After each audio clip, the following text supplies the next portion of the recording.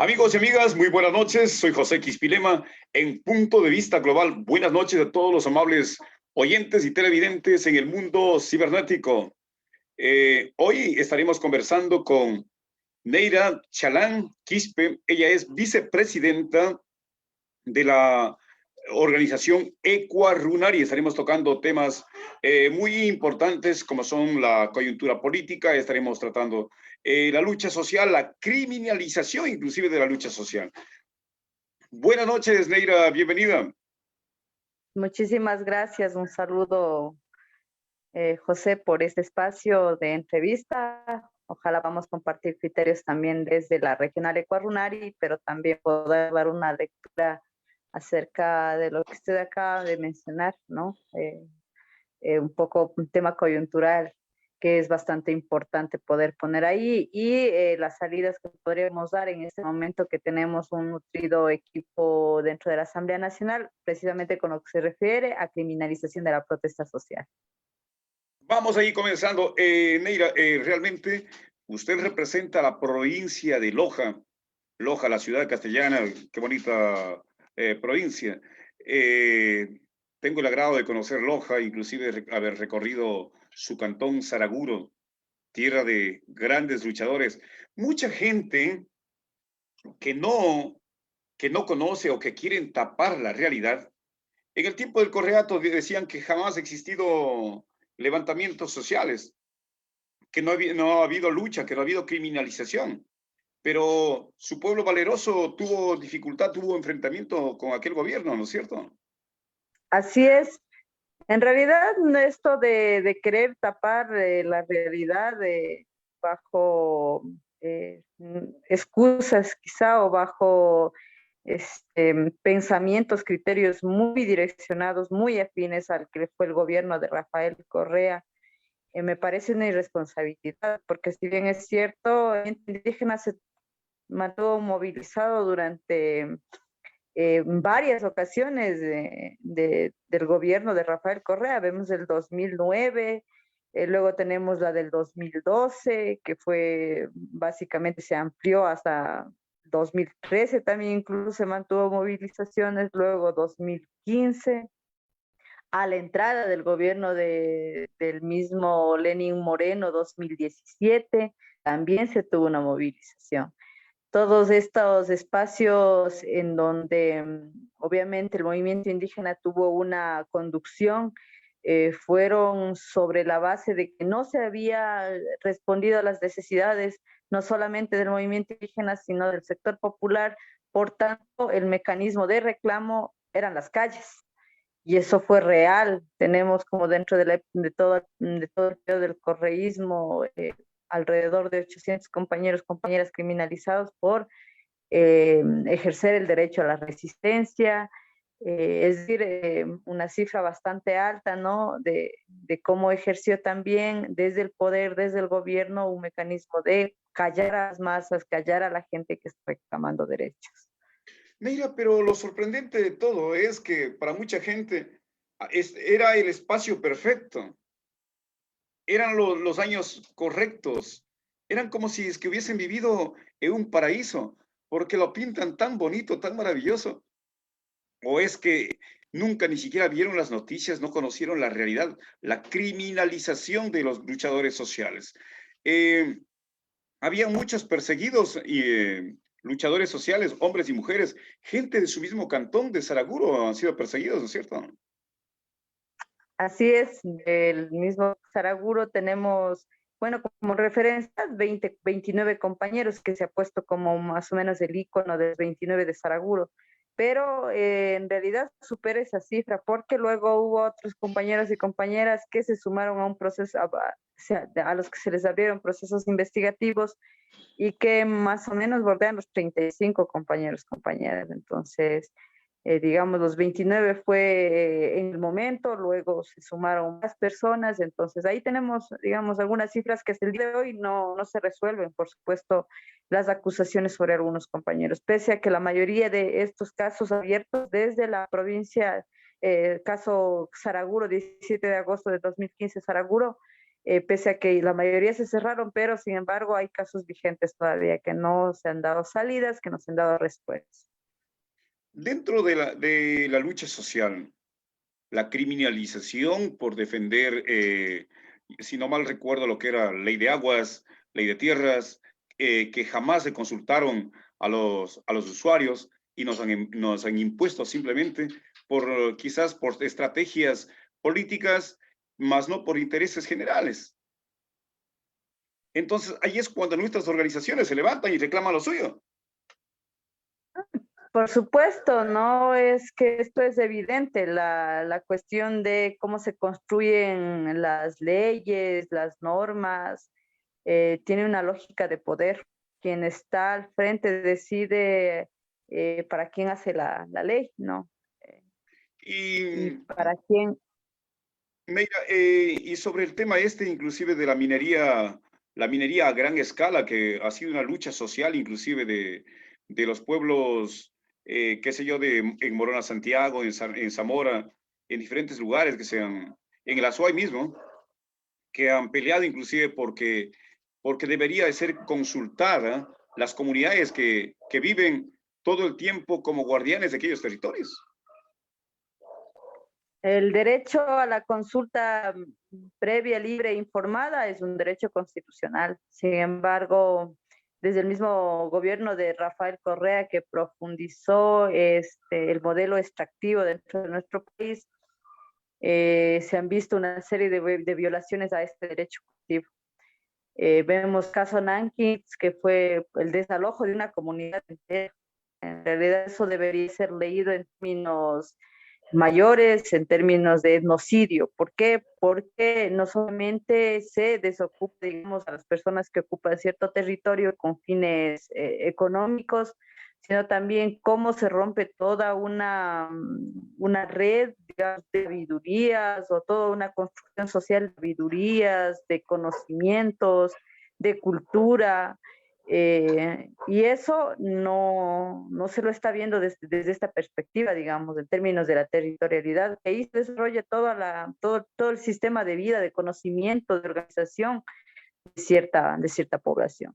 Entonces ahí comenzó también con todos estos achaques, estos procesos de criminalización y persecución, y ahora también tenemos territorios en donde, por supuesto, no existe la posibilidad de que se efectivice este derecho constitucional y se ha tenido que optar por niveles mayores de lucha y eso nos ha demostrado Pacto, eso nos ha demostrado en Bolívar también, provincia de Bolívar, nos ha demostrado en la misma Morona, Santiago y todas las provincias también que son petroleras, que básicamente han tenido que decir, bueno, aquí nos paramos duro o pasa la petrolera. Y se ha tenido que escoger entre la vida y la vida.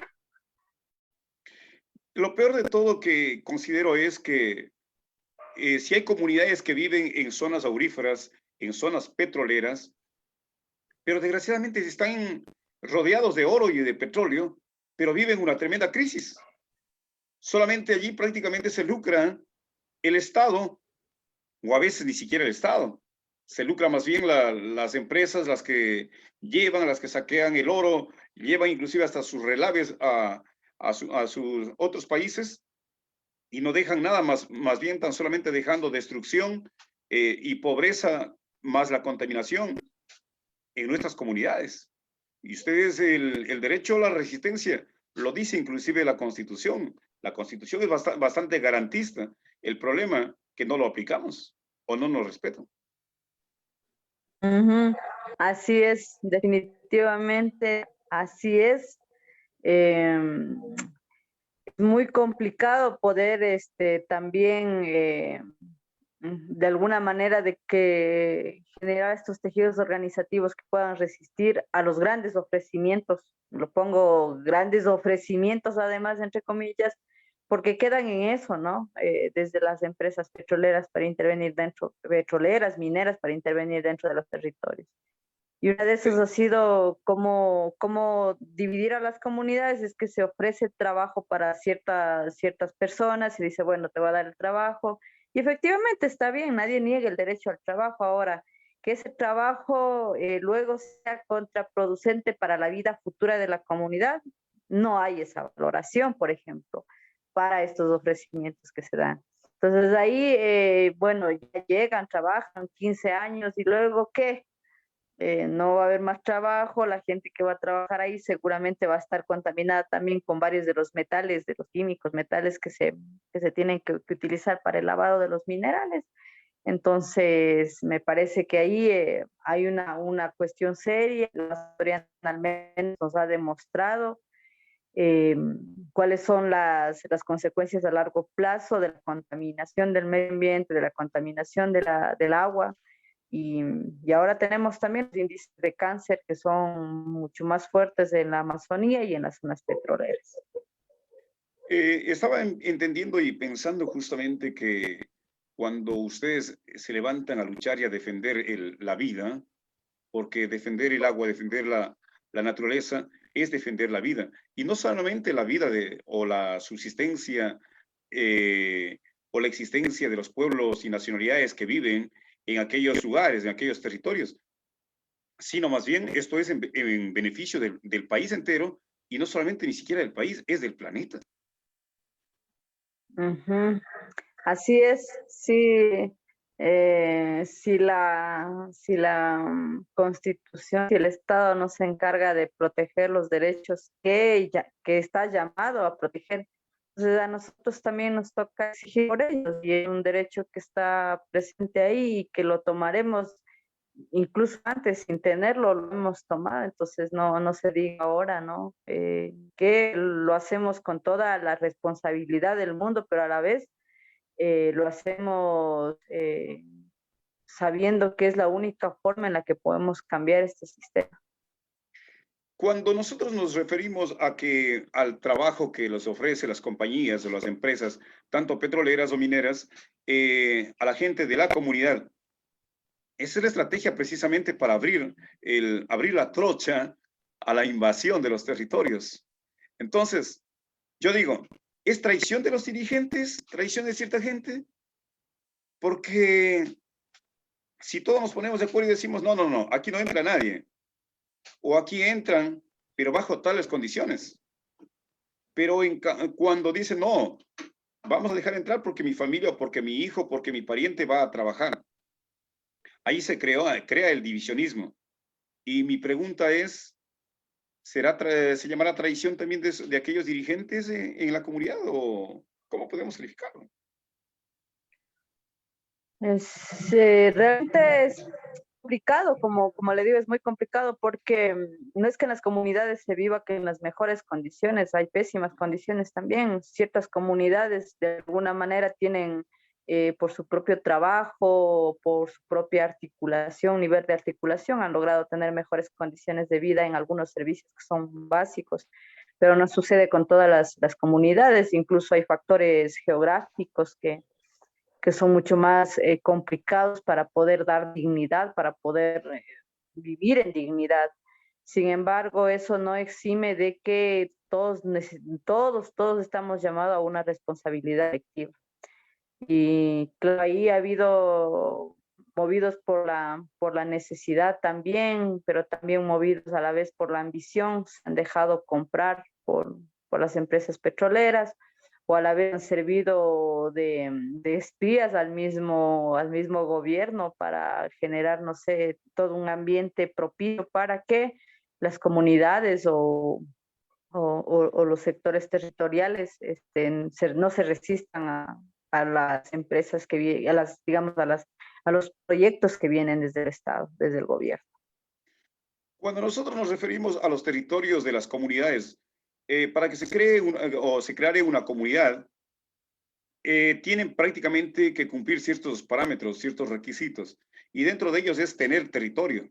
Entonces, pero el artículo 57 de la Constitución también es bien claro.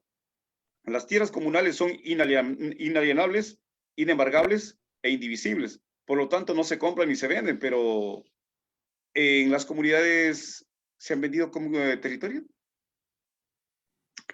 Es que hay que diferenciar dos cosas. Una cosa es el territorio comunitario como tal, digamos, que pertenece a la comunidad jurídicamente, Ujú. pero la otra cosa es la noción de la territorialidad en términos de la articulación de las propiedades individuales sobre un territorio común.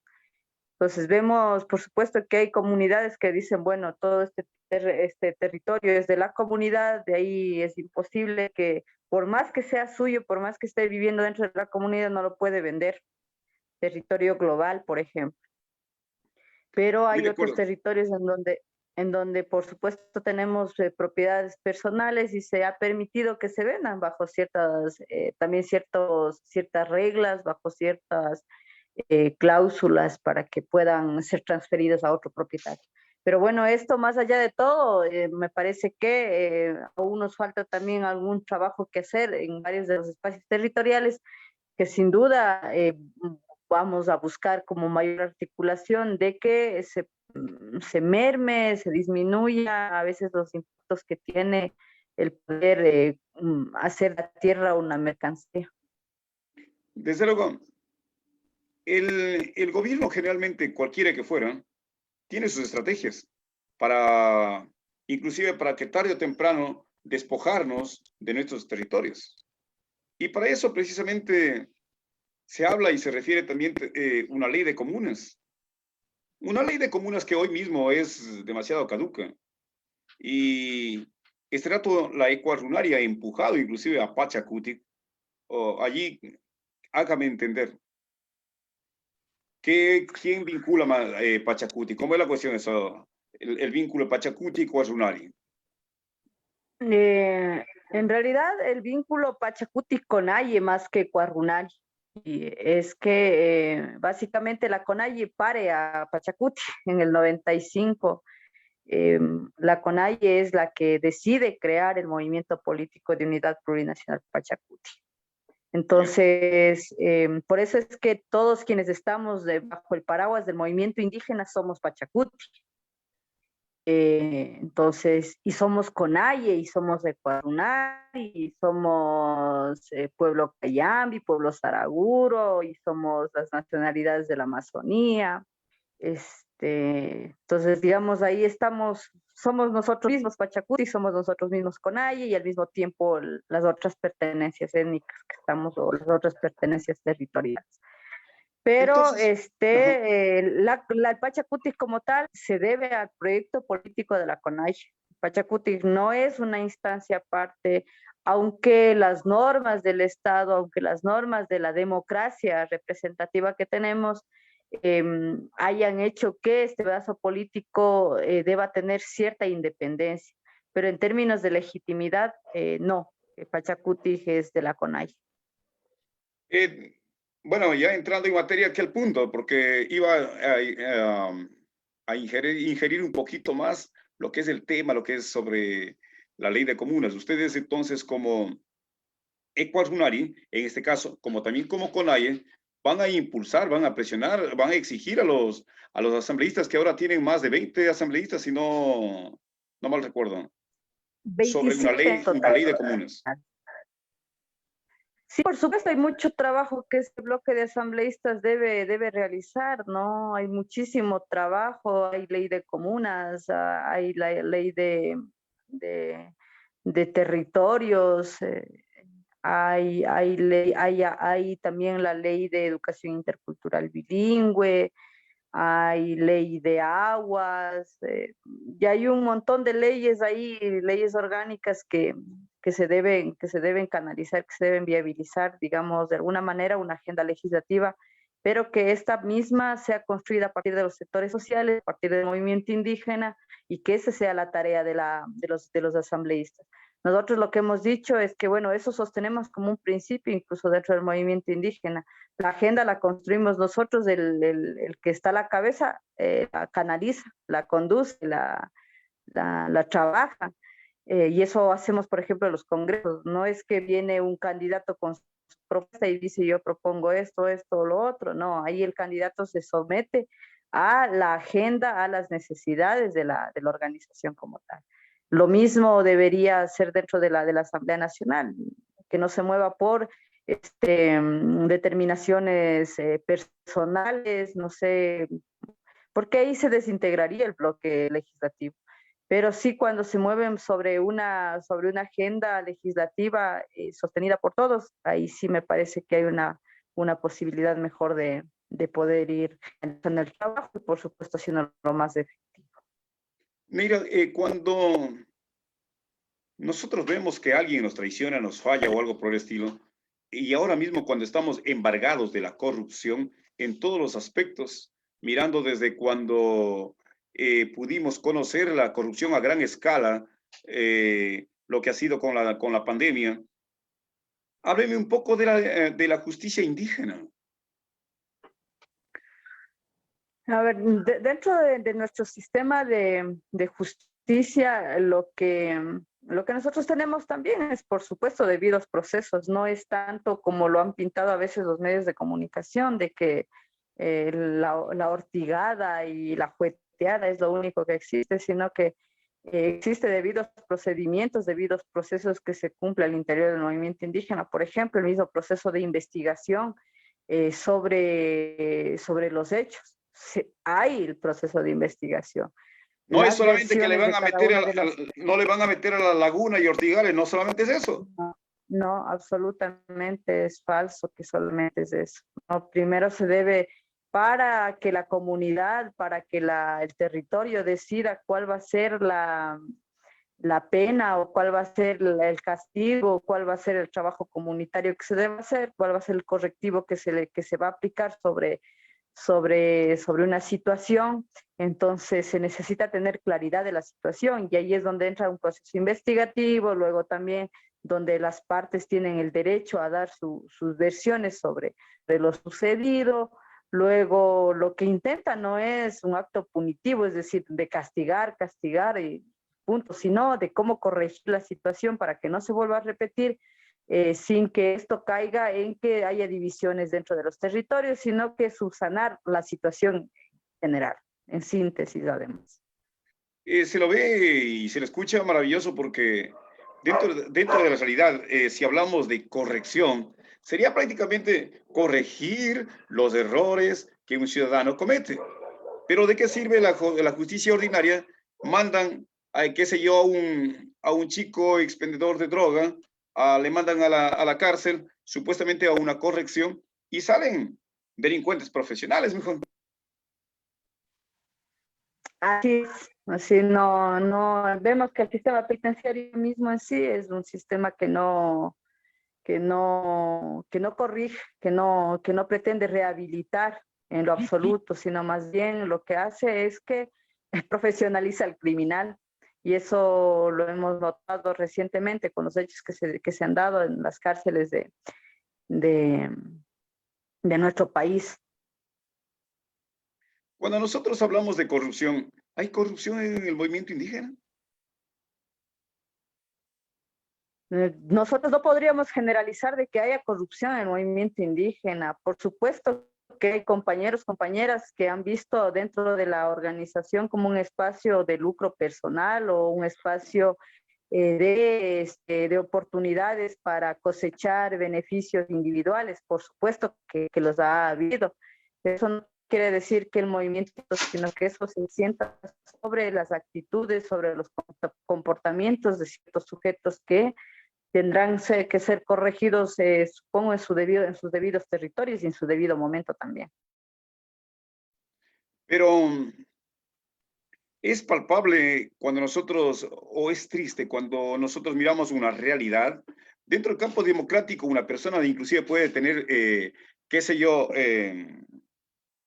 inclinación partidista, de diferente color de bandera partidista, lo que sea. El problema es que cuando vemos a nuestra gente de nuestro mismo movimiento, de nuestra misma sangre, de nuestra misma raza, cogiendo otra bandera, no la del Pachacuti.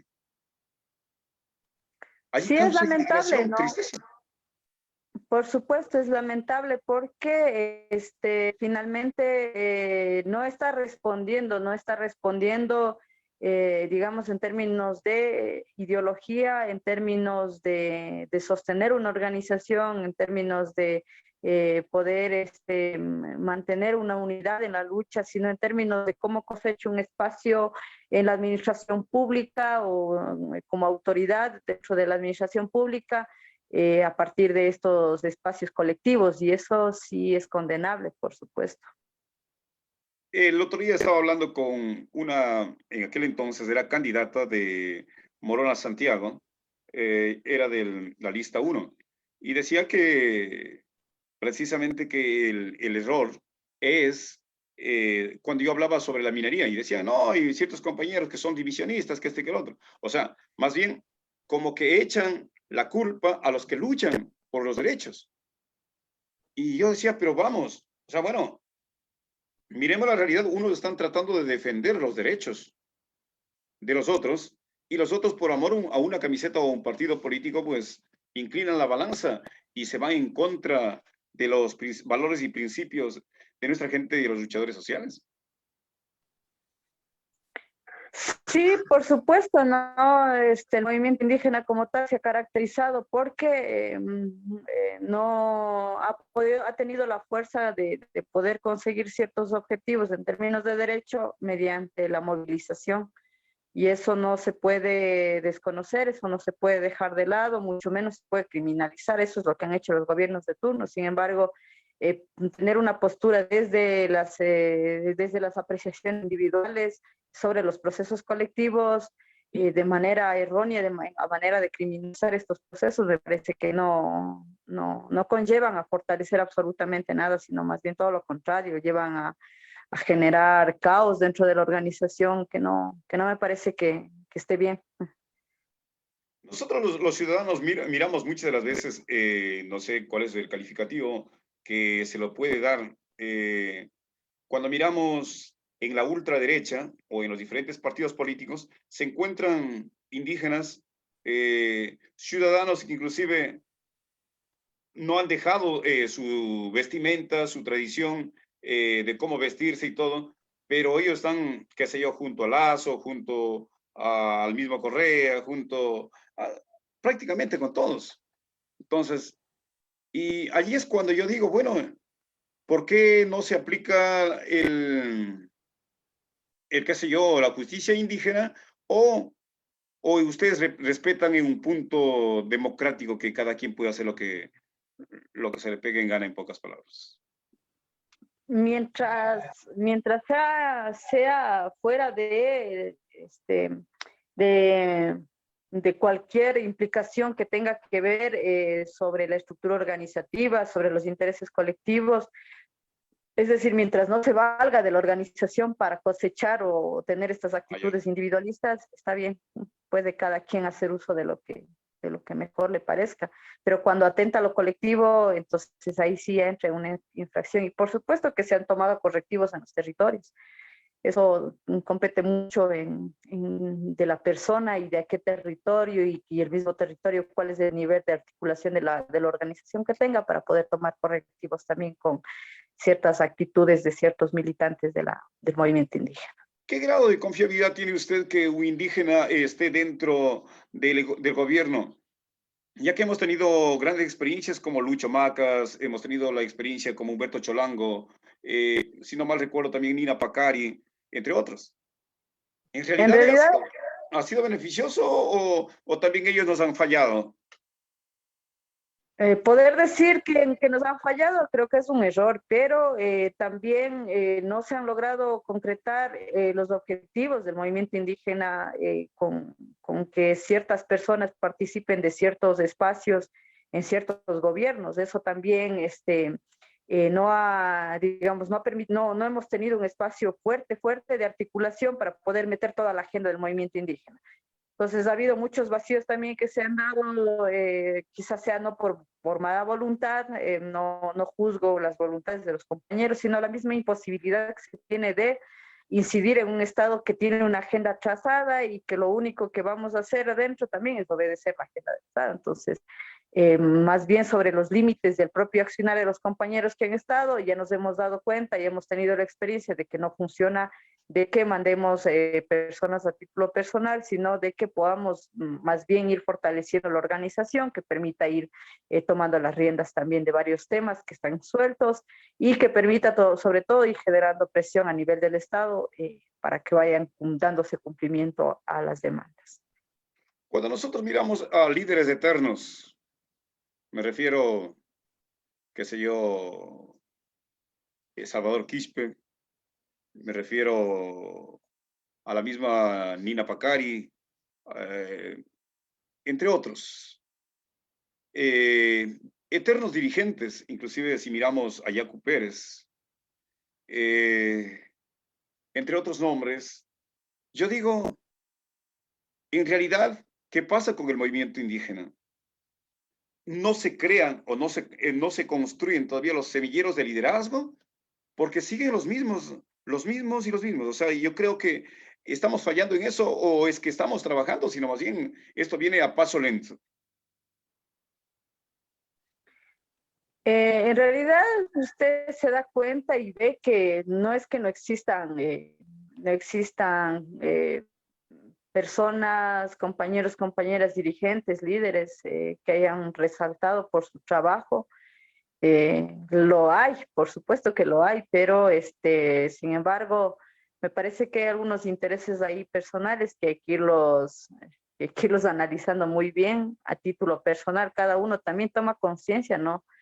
Del accionar dentro de este trabajo colectivo. Y si es que mi accionar es insistente en querer acaparar todos los puestos, entonces ya se ve mal, ya no se ve bien, ¿no? Como decían los compañeros también, ya quiso ser alcalde, prefecto, asambleísta, volvió a ser asambleísta, estuvo como en esta dirigencia, otra dirigencia, entonces intentando pescar todos los puestos posibles, no, el que mucho abarca, poco aprieta, dice, y eso en términos organizativos hemos visto una gran debilidad cuando la gente intenta acaparar muchos espacios sin dar resultados reales en todos. Y bueno, dentro de la realidad, sabes, yo he participado en las reuniones de la CONAIE y se las ha visto verdadero liderazgo. Sí hay otros elementos, hay otros personajes, no solamente hombres, hay mujeres también capaces. ¿Por qué no soñar que un día la Ecuadunari, la CONAIE, Pachacuti mismo, lo lideren las mujeres? Por supuesto, en ese proceso estamos. Me parece que hay un camino bastante fuerte también trazado de que haya eso, pero no siento que la situación vaya porque todo cambie, absolutamente todo cambie el escenario de las mujeres porque una mujer esté al frente y eso ya lo sabemos. Tuvimos, por ejemplo, una mujer al frente del Ministerio de Gobierno, María Paula Romo, que cambió, ¿no? Si tuvo las mismas actitudes que cualquier otra persona de derecha considerado, pudo haber hecho. Entonces, más bien es cómo se propicia en términos ya generales que las agendas de las compañeras mujeres, de nosotras las mujeres, puedan ser tratadas desde los espacios más pequeños, las comunidades, hasta las grandes asambleas y congresos de las organizaciones. Ahí es verdadera lucha, no estamos luchando por cuotas, sino porque realmente se concrete este trabajo de las compañeras sobre todo, Es que no hay maravilloso. garantías todavía hasta el momento, sino irlos trabajando en todos los espacios, ya sean hombres, compañeros, porque los hombres no pueden deslindarse de las agendas de las mujeres, ¿no? Es imposible pelearse en una sociedad igualitaria si es que el hombre tampoco asume un rol dentro de esta sociedad, digamos, con igualdad de derechos o con cierto margen de posibilidades para los dos géneros o para la diversidad Indiscutible, de géneros. indiscutible porque yo creo que si nosotros miramos a las lideresas, recordamos quizás a Mama Tránsito, ¿el apellido qué era? A Maguaña, ¿no? Mama Tránsito Maguaña. Imagínense, uno de los grandes ejemplos de lucha, un gran liderazgo, pero allí es donde yo voy, yo digo, aquí tenemos hombres y mujeres, porque yo, o sea, yo digo, perfecto, las organizaciones sociales hasta el día de hoy se están manejando solamente hombres. Creo que, o sea, estoy muy de acuerdo que el género no debe de pelearse en el liderazgo, porque todos tenemos las mismas capacidades. Pero el dato es que usted me pone en comparación que si María Paula Romo o esas cuestiones, no, allí son prácticamente suben a ser parte del gobierno y como que ya tienen otra línea política. Es diferente si hablamos de una mujer indígena. Es muy diferente, no sé si me corriges, pero yo la considero muy diferente porque es como que aquí hay más valores y principios.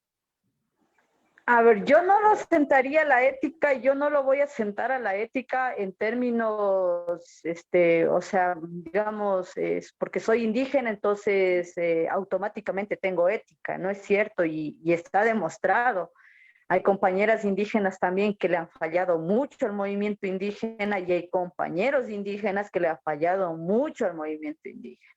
Entonces, la ética no tiene que ver con una cuestión identitaria, con una cuestión de género, sino con principios de vida. Algún momento estábamos en una reunión en Colta y se decía, pero las mujeres han liderado algún proyecto dentro de la asamblea como mujeres, pero han sido muchas de las veces las mismas quien han dado oposición al grupo de mujeres en sus reclamos, o en sus proyectos o en sus aspiraciones. Así es, entonces ahí vemos también ya con claridad de que no siempre decir que las mujeres, mientras una mujer está al frente, todo va a cambiar. Yo no lo veo tan real, que está bien que en términos de representatividad se pueda hacer eso, pero realmente lo que se necesita es construir desde abajo. Pero que podemos intentar también. ¿Por qué no Así es, una mujer indígena a la presidencia de la República? por supuesto. Está bien, yo por eso digo, sin invalidar esta parte de la representatividad, no es lo fundamental, eso voy a decir, pero sí ir construyendo desde abajo. Muy de Me acuerdo. parece que ahí radica el cambio real, el cambio verdadero, la Es construcción decir, desde abajo. se viene estructurando, se viene formando poquito a poco hasta llegar arriba. Es decir, llegarían al poder por mérito, no, Así es, no a dedo ni por billete. Porque así es. es evidente hasta el día de hoy, no han llegado la gente a mérito. No. Aquí les cogen y les nombran a dedo por compadrazgo simplemente porque ya tienen sus compromisos. Y la patria no va Sí, a sí. cambiar de esa manera. Marcamos ya la hora 19:39. Neira, ¿cómo se nos va el tiempo? Compartiendo Así contigo, es. se va rapidísimo el tiempo. La gente puede vernos a través del YouTube en Punto Global, en el Facebook Punto de Vista Global, en el Instagram Punto de Vista Global, amigos y amigas. Hoy estamos compartiendo, estamos hablando, estamos conversando con Neira Chalán Quispe, desde la provincia de Loja. Ella es la vicepresidenta de Ecua Runari. Dentro de nuestra conversa, hablemos de Pachacuti. ¿Cuántos asambleístas pusieron ahora? 27 asambleístas se tiene desde el Movimiento de Unidad Plurinacional Pachacuti. Muy bien.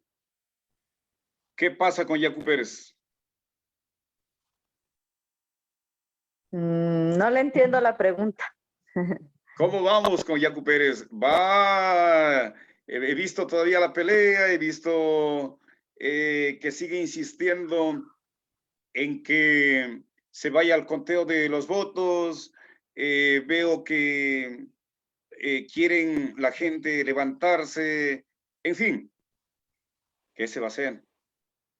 ¿Cómo vamos a quedar? A ver, ¿cuál es nuestra posición respecto a esto? Es que definitivamente queda demostrado, y no solamente de ahora, sino de todas las elecciones que hemos tenido, que el sistema es caduco, en realidad no representa los intereses de las grandes mayorías y no representa la voz popular, es decir, no se refleja ahí lo que la mayoría de la gente está pidiendo.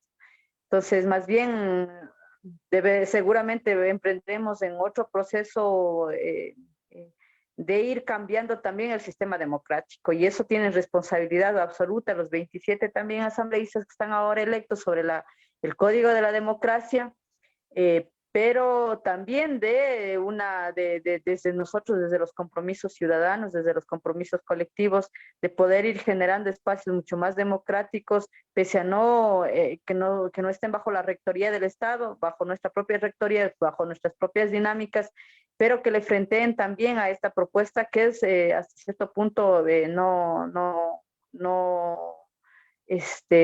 digamos, fuera de la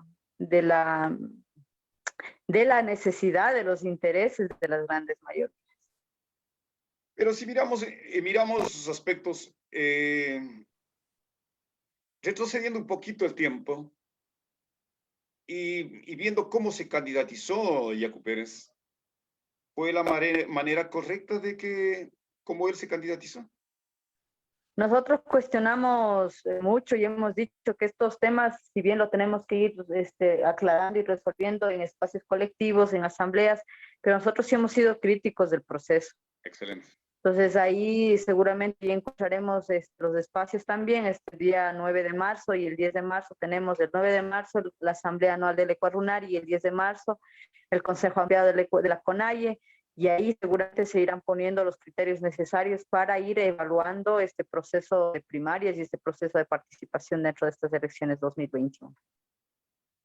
Porque si miramos una realidad, yo creo que la Ecuarunari y el mismo Pachacuti debería de ponerse también a trabajar en la costa. En la costa hay coordinaciones, sí, pero nombradas, no sé, al azar o cómo lo hicieron. Pero dentro de la realidad, y se lo digo porque yo vivo en la costa, yo vivo en Santa Elena, y no tenemos ni una junta parroquial de Pachacuti. Entonces yo creo que aquí más que nunca está un trabajo muy fuerte, un trabajo donde realmente se vea a la gente que tenga amor a la camiseta, amor a la defensa y el interés de defender los derechos de las grandes mayorías, no los intereses o fichas móviles que se meten al partido político solamente a pescar al río revuelto. Entiendo también que el movimiento Pachacuti no solamente es porque necesariamente que sea de indígenas, no. Esto es una inclusión de toda de toda la sociedad. Pero hay unos ultra ex social cristianos ahora convertidos en Pachacuti. Hombre, hasta ya se vuelven a hablar en quichua, cosa que jamás en la vida ni siquiera han entendido una palabra. Y se lo he dicho, inclusive aquí en la provincia de Santa Elena mismo. Candidatos asambleístas, pues hombre, que ni siquiera jamás en la vida se les ha visto, sí, abrazados con Nebot y todo, pero ahora vayan a verle, pues abrazado con Yacu Pérez. Entonces, esas clases de cosas deben de corregirlo. Sí, en la costa ecuatoriana hay un trabajo, sin duda, un trabajo enorme que se debe realizar, y eso lo demuestra también estas elecciones, ¿no? En donde menos asambleístas, en donde básicamente no se puso asambleístas, es en la costa. Ahí es donde, Exacto. y ahí es donde precisamente la estructura organizativa del movimiento indígena es muy débil, incluso en unas provincias inexistentes. Entonces ahí nos queda también un reto bien fuerte. Está clarísimo el panorama respecto de la costa, respecto del trabajo organizativo, el trabajo luego de los logros en términos electorales, que habrá que ir trabajando, eso sin duda. Pero también aparte de trabajar en esa manera, dentro del movimiento indígena mismo, ahí está, por ejemplo, la CONAICE. Tuve una experiencia en las elecciones anteriores cuando se dio en Santo Domingo, cómo se dividen prácticamente en la noche, cómo cabildean para poner a tal persona como candidato a presidente, que sigue el otro, a amarrar las cosas. Entonces yo creo que las elecciones deberían de ser un poco más transparentes para que inclusive demos un ejemplo en el país y digamos, así nos gusta que sea, así de transparente, así de legales. Si yo busco justicia, debo de dar justicia. Si yo hablo de democracia, debo de ser un demócrata. Si busco igualdad, debo de compartir la igualdad. No, bonito, yo hablo de derechos y en mi casa le esclavizo a mi mujer y maltrato a mis hijos. No. Entonces, por eso es el trabajo que viene bastante fuerte de la organización, tanto Ecuadunari, tanto la misma CONAIE que como organización madre de las organizaciones del país.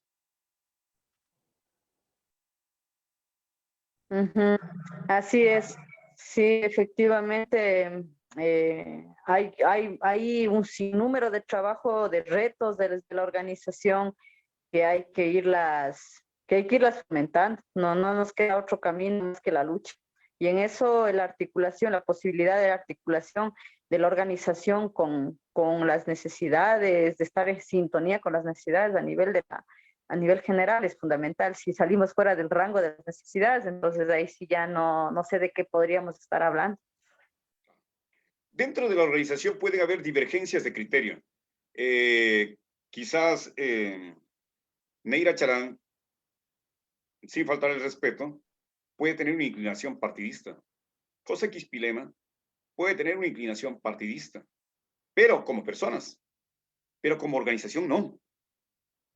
Y allí se va también otro trabajo muy grande, que ciertas pequeñas organizaciones o comunidades ya cogen y se embanderan de otro partido político y no, ellos se comprometen, dicen, no, pues yo voy a votar por tal, cuando nunca consultan a las bases, cuando primeramente deberían de dar esa democracia a las bases, hablar con las bases, consensuar con las bases y decir, este es el resultado que las bases disponen. Así es. Por supuesto, nosotros hemos dicho siempre someternos a las decisiones colectivas. Y sobre el otro, no, yo siento que la decisión personal tiene que estar enmarcado también a la decisión colectiva. Es decir, yo jamás voy a optar por otro partido político que no sea Pachacuti. Eso lo puedo firmar donde sea, no me van a ver y no voy a votar por otro partido que no sea Pachacuti. Tal vez nunca Excelente. hemos de ser candidatos, tal vez nunca. Y ya pues entonces, pero tampoco vamos a hacer como han hecho otros compañeros de irse con otros partidos porque ya no les dan la posibilidad en el Pachacuti, ¿no? Y hemos dicho, por supuesto, que hay a veces casi casos dentro de las coordinaciones provinciales. De eso no Exacto. se cambia saliéndonos, eso se cambia justamente en el debate interno, en las posibilidades de trabajo interno que se pueda hacer. Definitivamente, si tú abandonas el barco, estás rindiéndote en la lucha social, porque dentro de la misma, de nuestro mismo círculo, tenemos una pelea muy ardua. Cambiar lo que no nos gusta, quitar ese cacicazgo de los mismos de siempre, poner nuevos líderes, trabajar en eso constantemente. Inclusive, hay unos que se mueven a los Estados Unidos, a diferentes partes del mundo, becados, beneficiarios. ¿Y por qué solo ellos? ¿Por qué solo esas familias? ¿Y qué? Porque yo no tengo terrenos, yo no soy nadie, no soy de personas de un estatus económico alto. No puedo ser, porque no soy de tal apellido, no puedo ser. No es justo. Más bien deberían de pensar en el que menos tienen, apoyar y decir, ¿sabe qué? Vaya a prepararse este muchacho, vaya a prepararse esta mujer. Pero no, siempre vamos a ver quiénes están en la ONU, en las embajadas del país mismo, quiénes envían. Porque siempre las mismas familias. Eso hay que iniciar peleando, Neira, dentro de esta gran lucha de la Ecuadunari, la CONAI y esas cosas. Y la pregunta es, este rato se rumora muchas cosas. De los rumores no podemos hacer caso. Pero también se dice que cuando el río suena es porque piedras trae. Se rumora que prácticamente Yacu Pérez quiere la presidencia de la CONAIE. Está en su derecho de aspirar, pero las ¿Pero por qué solo organizaciones él? deciden. Seguramente él tendrá sus explicaciones, ¿no? Pero él está en derecho de aspirar, así como todos los militantes del movimiento indígena estamos con nuestro derecho a aspirar, pero la otra, que es una cosa muy diferente, es que decidan las organizaciones ponernos en ese espacio. Es decir, Eso, lo decidirá. Es decir, lo que Neira Chalán está dando es una razón que tenemos cualquiera, el derecho a la participación, pero Claro. no está dando la razón que debería de serlo. Es la de las organizaciones que decidan. Y esas organizaciones que deciden, nosotros siempre lo decimos, son las decisiones colectivas las que sostienen la organización. Entonces, en ese sentido, los pueblos y nacionalidades sabrán decidir en el Congreso a quién apoya. Excelente. El movimiento indígena, la CONAIE, este rato está dividido. Ah, quizá decir dividido no es tan acertado. Hay diversidad de criterios que en este momento electoral han sido evidentes y han sido claros de notarse a nivel externo, por supuesto, y siempre los habrá, los ha habido además. Eso no es un misterio ahora. Como en toda casa, hay dificultades.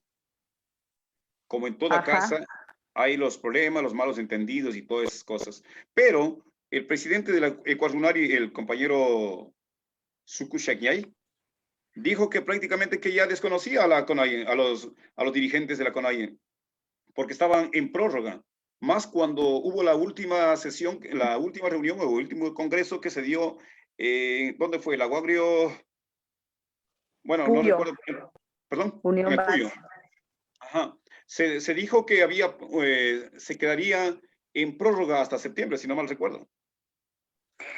Sí, eso ya lo decidieron las organizaciones a nivel provincial y a nivel regional.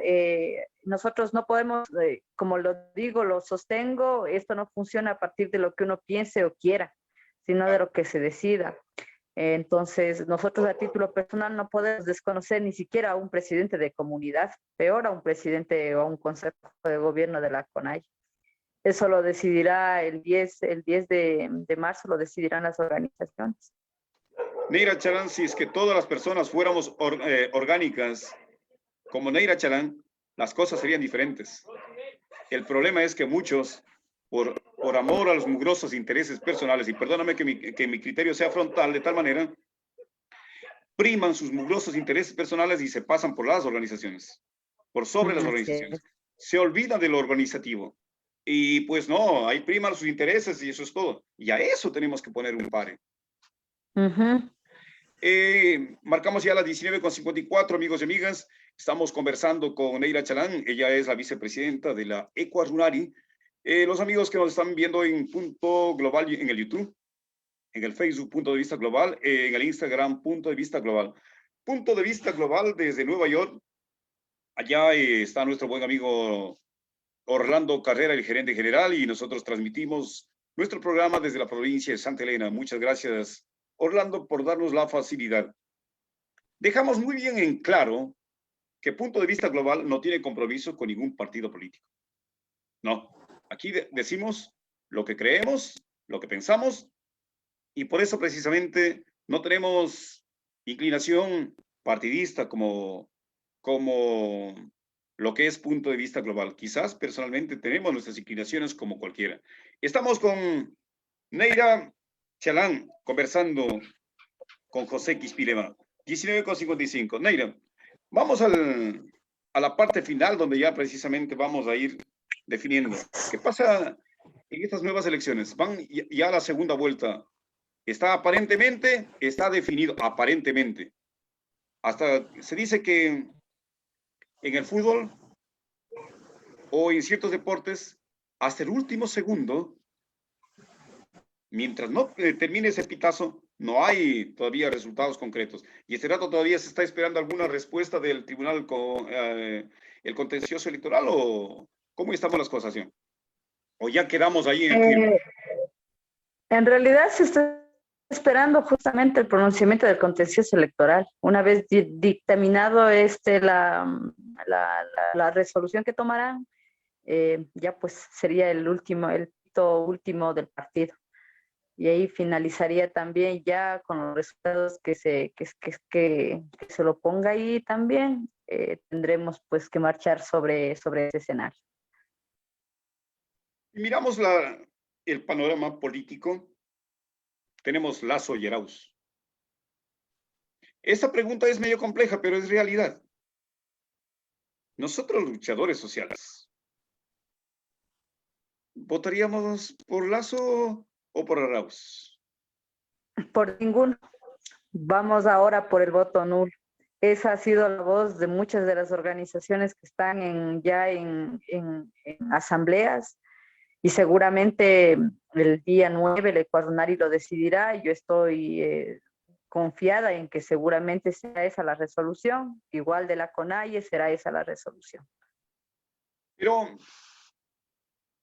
está muy bien, yo también entiendo eso. Es una posición que sería algo, cosa de locos, que se tome una posición y diga, no, pues yo voy a apoyar a Arauz o a Creo si estoy peleando contra ellos. Sería algo loco, ¿no es cierto? Inclinar la balanza a cualquiera de ellos. Y votar el nulo, ¿será para qué? ¿Cuál es el objetivo? ¿Cuál es el objetivo? El objetivo de votar nulo es un nulo ideológico. Primero, no estamos diciendo que porque no nos dieron chance en un partido, en el otro partido, entonces ahora nos resentimos y votamos nulos. No, sino el nulo va en el tono de que ninguna de estas dos derechas, la derecha del correísmo ni la derecha del banquero, nosotros vamos a endosar el proyecto político. El proyecto político lo vamos a sostener, y si es que en este momento, por cuestiones de corrupción, por cuestiones de transparencia, no se logró, o de falta de transparencia, no se logró este objetivo que tuvimos, pues nosotros seguiremos trabajando en términos organizativos, que es lo que nos ha caracterizado como movimiento indígena, pero nuestro proyecto político no lo damos a nadie, no es un cheque en blanco. Nuestro proyecto político lleva consigo memoria, lleva consigo vidas, y así que no hay posibilidad de ningún tipo de acuerdo con ninguna de estas dos organizaciones partidistas. Pero en ese caso, ¿será solamente por decir, voy a demostrar que mi capricho es votar no y punto, votar nulo, y para que vean el descontento de nosotros? ¿O para exigir la aplicación del artículo 147 del Código de la Democracia? Si se da el caso, pues seguramente el pueblo sabrá decidir.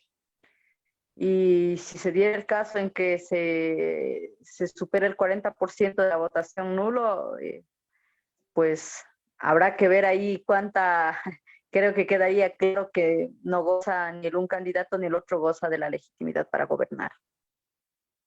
Entonces, también es otro trabajo, arduo trabajo. Aparte que los asambleístas de Pachacuti, al tomar el poder, de ley les va a tocar negociar, no sé, ponerse de acuerdo, no sé, pero que tienen que hacer alianzas, van a hacer alianzas porque para poder hacer mayoría y tomar ciertas decisiones en la asamblea. Eso lo sabemos, la asamblea funciona de esa manera.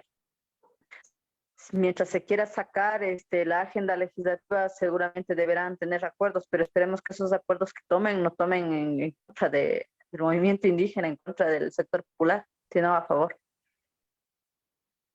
Bueno, querida amiga, te agradezco muchísimo. Quiero que A usted, envíes tu mensaje final a todos los amables oyentes y televidentes que te escuchan. Sin antes decirte que te felicito. Tu lucha es muy digna. Hay pocas mujeres comprometidas en las causas y sobre todo muy orgánica. Y eso es lo importante de todo, que deberíamos de aprender a ser orgánicos. Ojalá que los eternos líderes tomen tu consejo, tomen tu opinión y sigan las huellas que tú lo vas dejando. Por favor, tu mensaje. muchísimas gracias a ti, José, por esta invitación, y un saludo a todos quienes nos miran. Y bueno, esperemos que dentro de esta coyuntura, de este momento histórico, sobre todo en términos estructurales, porque acabamos de pasar una pandemia, ni siquiera acabamos de pasar, sino en este momento estamos en una pandemia que ha reconfigurado en absoluto la dinámica de vida de cada uno de los que vivimos en este planeta, porque es planetaria la pandemia. Entonces, esperemos, tengamos esperanza en que esto vaya a mejorar y que la organización nos propicie estos cambios. Amigos y amigas, no me queda más que agradecer una vez más a Neira Chalán Quispe, vicepresidenta de la Ecualunarie. Amigos y amigas, decirles que mientras el hombre y la mujer no decida cambiar el mundo, nunca cambiarán las cosas. Mientras el hombre y la mujer no inicie trabajando y aportando desde el hogar, desde su lugar de trabajo, para el cambio, nunca mejorarán las cosas. Amigos y amigas, un placer muy inmenso. Estuvo con ustedes José Quispe Lema. Muy buenas noches. Hasta siempre. Cuídense mucho. Chao, chao.